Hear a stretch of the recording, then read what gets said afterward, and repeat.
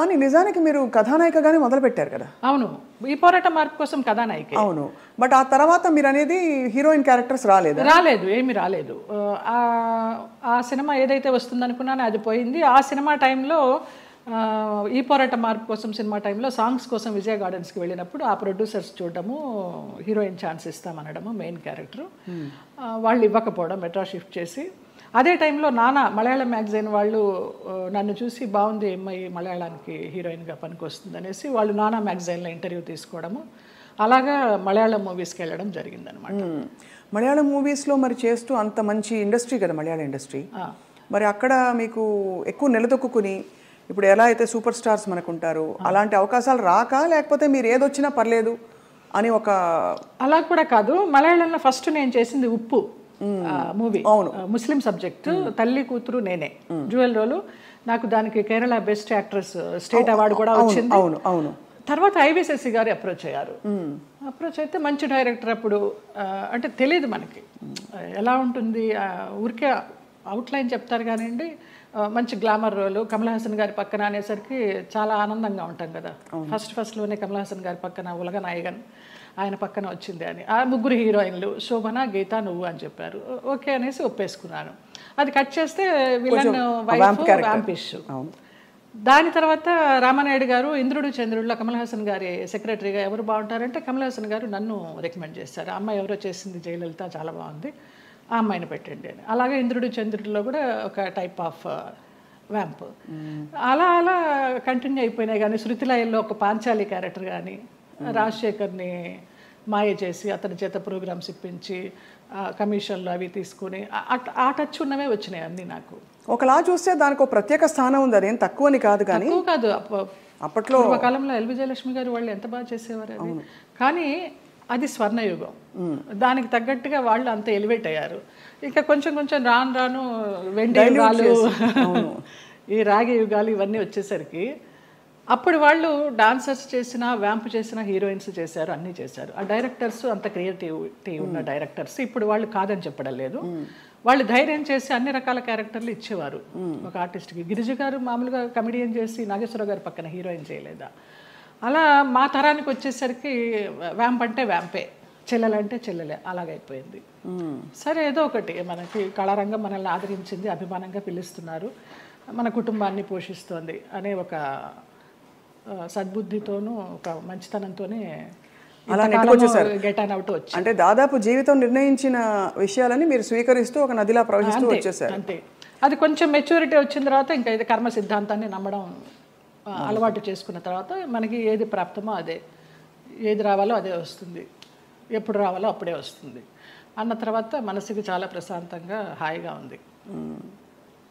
ఇంత అందమైన జయలలిత గారు అప్పుడు ఒక అమ్మాయి, అఫ్కోర్స్ నాన్నగారికి పరిచయాలు ఉన్నప్పటికీ కూడా ప్రతి చోటికి నాన్నగారు రాలేరు కదా, మీ రక్షణ మీరు ఎలా చేసుకున్నారు? చుట్టూ ఉంటే మగ ప్రపంచం, అండ్ మగ ప్రపంచం వచ్చి మిమ్మల్ని పలకరించలేదు, ట్రై చేయలేదంటే ఎవరు నమ్మరు. అవును, అంటే అది జగమెరిగిన సత్యం. అలా అని వాళ్ళని ఏం అండలేదు. బట్ ఈ ప్రపంచంలో ఎలా మిమ్మల్ని మీరు కాపాడుకున్నారు? కాపాడుకున్నాను అంటే కాపాడుకోలేదనే చెప్పాలి. కాపాడుకోలేదు, ఎందుకు అబద్ధం చెప్పడం. పరిస్థితులకు అనుగుణంగా వెళ్ళాను, అందువల్ల నేను పెద్ద ఇబ్బందులు ఏమీ ఎదుర్కోలేదు. కొంచెం ఫ్రెండ్లీగానే మూవ్ అవుతూ, నవ్వేస్తూ. అది వరకు ల్యాండ్లైన్లు ఉండేవి, ఫోన్లు, ల్యాండ్లైన్ తీసి పక్కన పెట్టేసేవాళ్ళం. అవుట్డోర్ వెళ్తే తలుపులు కొట్టేవారు. ఒక ఆర్టిస్ట్ అయితే నువ్వు తలుపు తీస్తావా లేకపోతే నేను ఇక్కడ ఊరేసుకొని చచ్చిపోనా అని అడిగాడు. పెద్ద ఆర్టిస్టా? పెద్ద ఆర్టిస్టే ఒక కాలంలో. అంటే ఎందుకు అడుగుతున్నానంటేనండి, మరి అది వాళ్ళు ఒక బంధం కోరుకున్నారా మీతో, లేక కేవలం? బంధం లేదు, ఏం లేదు. బాగుండేదాన్ని, యంగ్లో ఉన్నాను, మంచి పర్సనాలిటీ, వ్యాంప్ క్యారెక్టర్లు వేస్తున్నాను, కూడా అదే అయి ఉండొచ్చు అనే ఒక అపోహ. ఎలా తప్పించుకున్నారు? కొన్ని తప్పించుకున్నాను, కొన్ని తప్పించుకోలేకపోయాను. తప్పలేదు. అంటే మీరు నిర్ణయం తీసుకుని ఎవరైనా ఒక నిర్ణయం తీసుకుని ఇలా ఉంటే అది వాళ్ళ ఇష్టం. అది కానీ అయిష్టంగా బలవంతంగా గనక ఏ పరిస్థితిలోకి వెళ్ళినా కూడా అది బడి కావచ్చు, ఇంకోటి కావచ్చు, ఇటువంటి ఒక చాలా కష్టం కదండి. ఒకసారి అలాగే ఒక డైరెక్టర్ని రిజెక్ట్ చేశాను అనేసి అతను ఆ క్యారెక్టర్ కట్ చేసి పంపించేశారు. పర్లేదు అనుకున్నాను.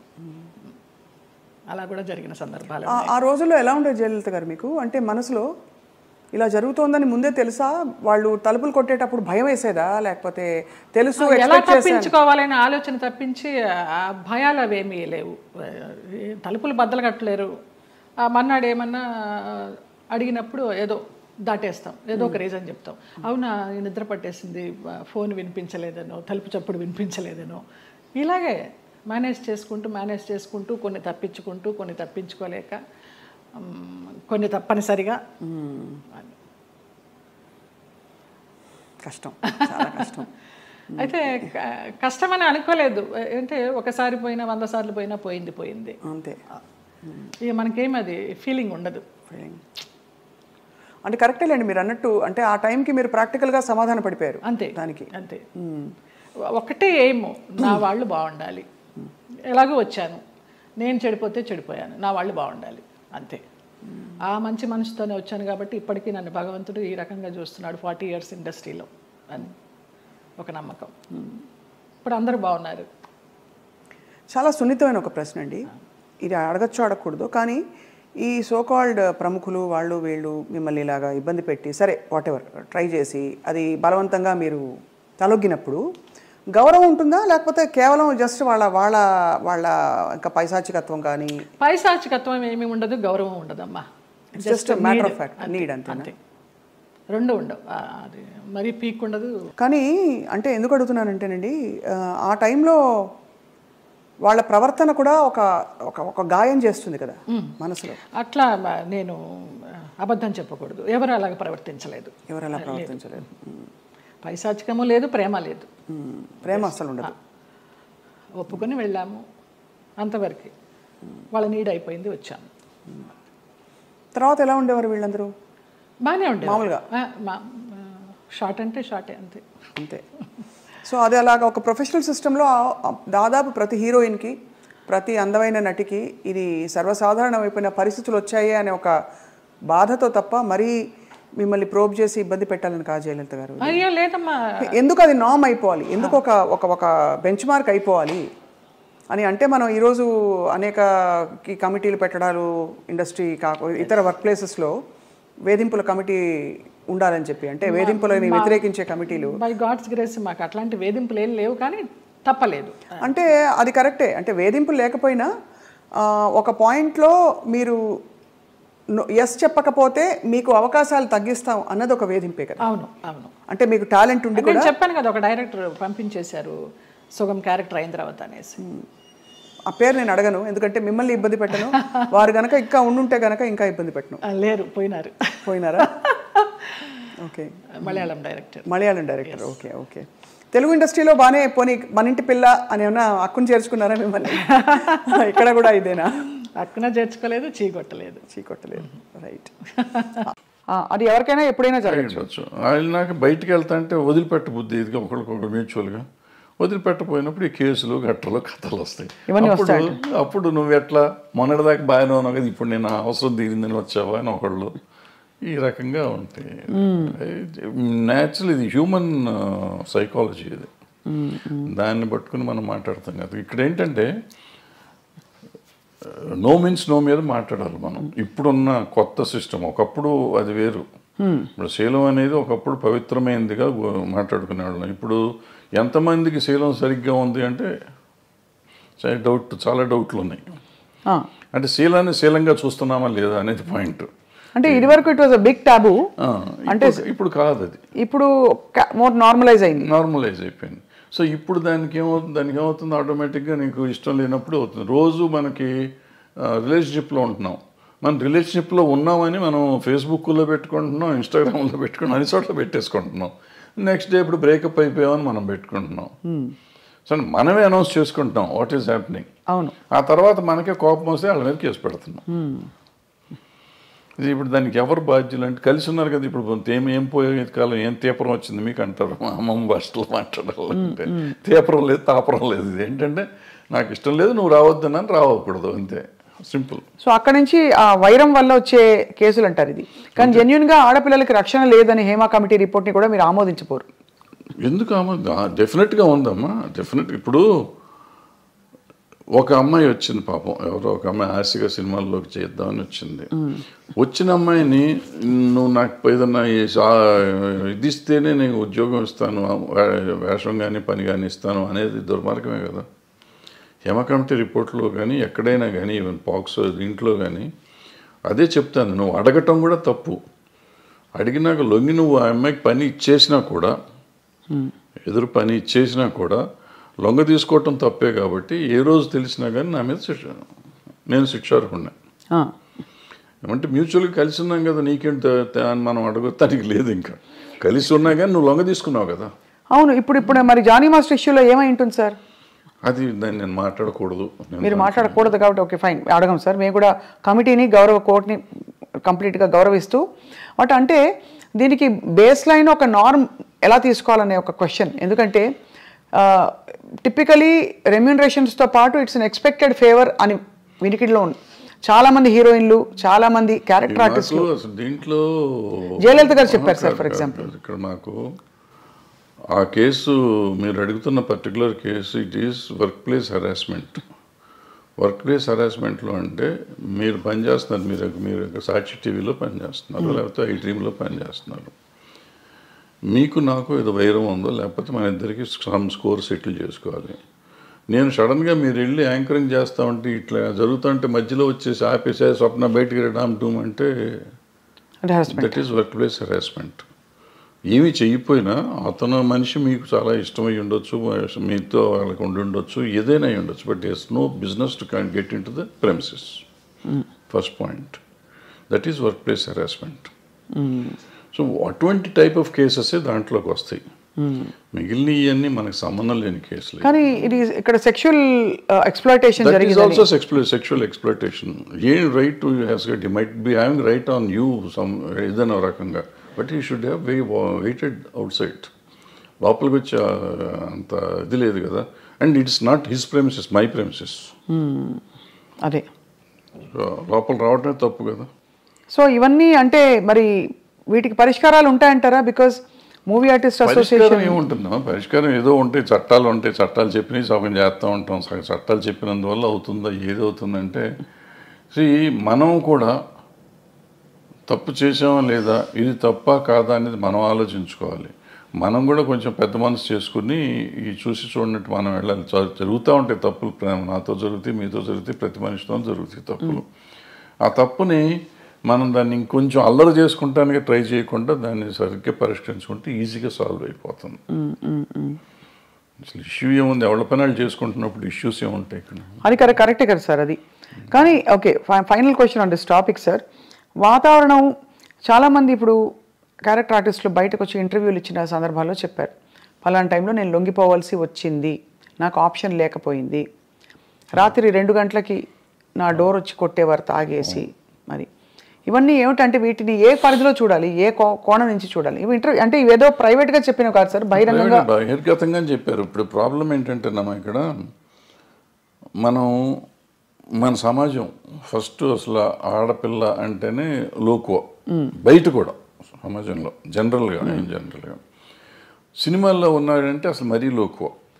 అంటే వాళ్ళకి ఏదో taken for granted. Correct, taken for granted. So ఎవళ్ళైనా ఏదైనా చేయొచ్చు. అండ్ ఈ సినిమాల్లో నిజాలెన్నో అబద్ధాలెన్నో మనకేమీ తెలియదు, కానీ ప్రతి వాళ్ళకి ఒక ట్యాగ్ పెట్టేసి ఉంటుంది. ఈ అమ్మాయి ఆ అబ్బాయితో ఉంది, ఆ అబ్బాయి ఆ అమ్మాయితో ఉన్నాడు, సంథింగ్ ఉంటుంది. అవును. ఈ ఇంటాక్సికేషన్ స్టేజ్ వస్తుంది. నైట్ తలుపులు కొట్టే వాళ్ళంతా మందు కొట్టినాక వస్తారు. వాళ్ళకి నాకు దొరకలేదు, వాళ్ళకి ఈ టైప్లో ఉంటారు వీళ్ళంతా. దీని మీద ఈడే తలుపు కొట్టి ఆడి దగ్గరికి వెళ్ళా, నా దగ్గర రావా, ఈ టైప్లో ఉంటారు. ఇవన్నీ ఇటువంటి అంటే ఊరికి చెప్పు, దీని మీద కాదు, బట్ అటువంటి జరుగుతానికి అవకాశాలు ఎక్కువ ఉంటాయి. అవకాశాలు ఉంటాయి, రైట్. కానీ చాలా గొప్పగా గౌరవం నిలుపుకుని అద్భుతమైన సినిమాలు, అంటే నిజంగా కళాఖండాలు సృష్టించిన గ్రూప్స్, టీమ్స్, టెక్నీషియన్స్ ఎంతమంది ఉన్నారు సార్? చాలా గొప్ప వాళ్ళు ఉన్నారు. అన్ఫార్చునేట్లీ వీటి గురించి ఎక్కువ మాట్లాడతాం కానీ మనం. అద్భుతం. ఇప్పుడు ప్రతి మనిషికి వీక్నెస్ ఉంటుందమ్మా, రకరకాల వీక్నెస్ ఉంటుంది. ఆ వీక్నెస్ ఏదైనా అయ్యి ఉండొచ్చు. అమ్మాయి అయ్యి ఉండొచ్చు, కులం అయ్యి ఉండొచ్చు, మతం అయ్యి ఉండొచ్చు, ఇంకోటి అయ్యి ఉండొచ్చు. సో ఆ వీక్నెస్ని గురించి మనం మాట్లాడితే ఇప్పుడు ఎప్పుడు మంచిని గురించి కూడా మాట్లాడవచ్చు కదా.